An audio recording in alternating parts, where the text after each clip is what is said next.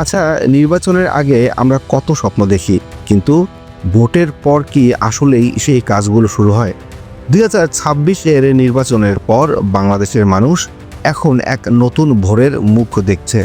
নতুন প্রধানমন্ত্রী শপথ নেয়ার পর থেকে যেভাবে একের পর এক সিদ্ধান্ত নিচ্ছেন, তা দেখে সাধারণ মানুষ থেকে শুরু করে সবার মধ্যেই একটা স্বস্তি দেখা যাচ্ছে। দলবাজি আর মারামারি ভুলে তিনি এখন কাজকে সবচেয়ে বেশি গুরুত্ব দিচ্ছেন।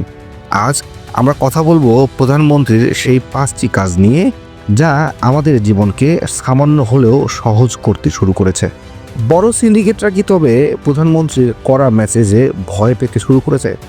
নতুন প্রধানমন্ত্রী আসার পর সবার আগে হাত দিয়েছেন আমাদের পেটের দায়ে, অর্থাৎ বাজারের উপর।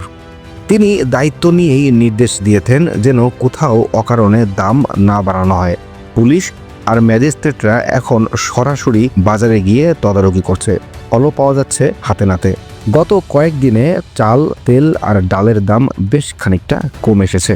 আপনি কি ভেবেছিলেন সরকারি অফিসে গিয়ে একদিন কোনো ঘুষ বা মামা খালুর জোর ছাড়াই কাজ করে ফিরবেন? এই অসম্ভব কাজটাই করতে চাইছেন আমাদের নতুন প্রধানমন্ত্রী। তিনি স্পষ্ট বলে দিয়েছেন, সরকারি অফিসে কোনো দলবাজি চলবে না। পুলিশ থেকে শুরু করে বড় অফিসার সবার জন্যই এখন একটাই শর্ত: মেধা আর সততা। ঘুষখোর কর্মকর্তাদের বিরুদ্ধে ব্যবস্থা নেওয়া শুরু করায় সরকারি অফিসের কাজ এখন অনেক দ্রুত হচ্ছে।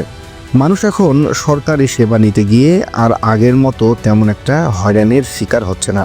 বিদেশের বাজারে বাংলাদেশের নাম কি এখন আগের চেয়েও বেশি উজ্জ্বল হচ্ছে? প্রধানমন্ত্রী দায়িত্ব নেওয়ার পর থেকেই প্রতিবেশী দেশগুলোর সাথে আমাদের সম্পর্ক আরও সহজ করার চেষ্টা করছেন। তিনি এমনভাবে আলোচনা করছেন যাতে আমাদের দেশের ব্যবসায়ীরা বাইরে বেশি সুযোগ পায় এবং দেশের রিজার্ভ বাড়ে। এর পাশাপাশি যারা ইন্টারনেটে কাজ করেন বা ফ্রিল্যান্সিং করেন, তাদের জন্য একটি বিশেষ সুবিধার কথা বলেছেন।